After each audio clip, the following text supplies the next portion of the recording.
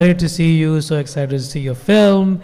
We've been trying to get you to Rung Film Festival, but I guess you were not paying attention to us. No, I'm just kidding. Yeah, totally ignoring you guys. Totally, right? So, Shaz, as you and I were talking, that Pakistanis have been in the Hollywood for so long, but that it just doesn't come up so often, right? So when we started Rung, Farhan Tahir and Kamran Sheikh helped us. But then when we held an inauguration event for Rung Film Festival, even 80% of the Pakistani community did not know about Farhan Tahir being in Hollywood, right? So we just immediately realized that there is a huge gap, that we are creatives, we are making waves, we are doing work, it just doesn't get to be seen. Sure. So tell us about your journey. I mean, you were born in California, moved to Pakistan, then came back. Yeah. It's the other way around. People are born over there and then move here. I mean, that I obviously have to blame my parents for that, for all that moving and essential turmoil. But it was the perfect way as a creative, coming back to the original sort of reason for why we're talking, like the fuel that I have gotten over the years. It's because of that sort of cross-cultural understanding, and I think it's essential. And to your point about Pakistanis and Hollywood, for me, I think years ago when I was working in the independent film sector in LA, and I was also working in Pakistan, I was observing, this phenomena. Now, at first, you kind of get frustrated and you get a bit, and you start going, this is wrong, blah, blah, blah. And then a real moment of clarity came where I was like, well, we have to create those stories. We have to do that. Yeah, and do whatever it takes. Right. And I had to kind of hold myself to the fire and say, well, if I'm not going to do it, how can I talk about it? And then even with what you're saying, creating this forum for us to speak about, you saw a real deep need and you went and did it. And these are the kind of actions that need to be done. And everything else takes care of itself. Because I think the hardest thing, maybe because of the immigrant mentality from our parents, is to kind of step outside of the comfort zone, outside of the circle that feels safe. But we know as human beings, that's where all the juice is, stepping outside of that. Yeah, and stepping outside of your comfort zone. Yeah, and that's just the eternal lesson that all of us keep learning over and over again, that we have to do that.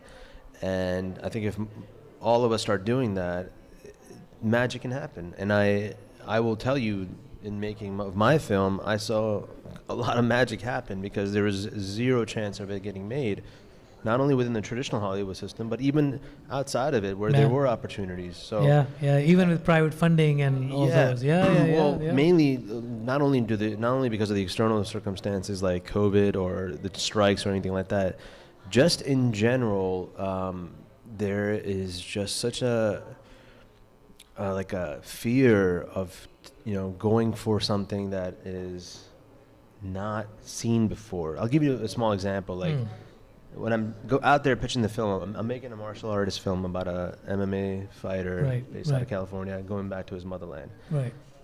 Because I was working in Pakistani dramas, everyone thought it was an Urdu film. Yeah. And everyone thought it was a Pakistani film. So I was like, that's not what I'm imagining. Nothing wrong with it, but that's not my imagination. So again, that it's not their fault. They know. I mean, they know what they watch. Yeah. So it was like kind of blazing an understanding that you cannot fill the imagination with something they don't understand. So you have to create it for them to see it. Right. So now that it's out, it makes more sense for what I was talking about. And these are things that are going to happen, but we got to take our steps forward individually to do it. Absolutely. So how did you find this effort? Is this your directorial debut also? Yes, this is my first feature. I've done a bunch of shorts before. I've always been experimenting, been just playing around, but this was my proper So did the acting career before directing made it easier or made it more challenging that now that you're seeing yourself in front of the camera as well as behind the camera? I think it easier. I wouldn't say easier. There was because you have so many decisions you have to make on a given day. There is not enough time to be in your head as an actor. So maybe in a way it freed me up in some ways.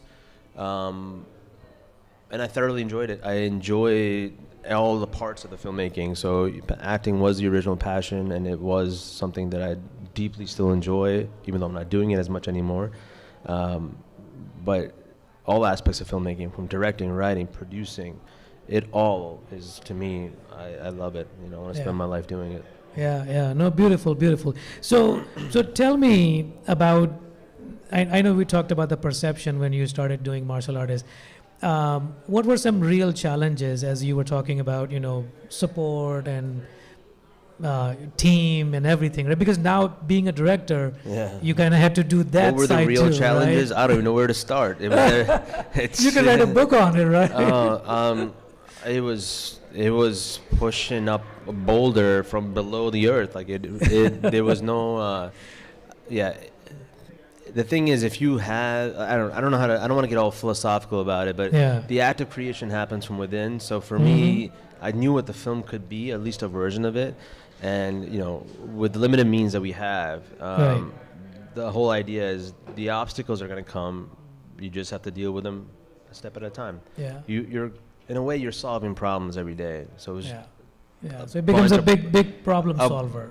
A bunch of problems to solve over the course of a couple of years. That's, I think, what it comes down to. Wonderful. So, Shaz, tell us what's up and coming for you. Are you involved in something? You're looking to get involved in something? Yeah, we have our production company, Odysseus, we've been developing a slate before the release of The Martial Artist. And now you are fully moved back to the U.S. as well, right? And the project, I'm assuming, is all U.S. based. Yes, I've been back in the U.S. since I was in high school, or middle school, I should say. Okay. I was only going back to Pakistan to work, and I was only there for the time that I was working. So I never moved back there. I think some people have thought that, but my focus is to make these universal stories that happen to have sometimes Pakistanis in it, sometimes not.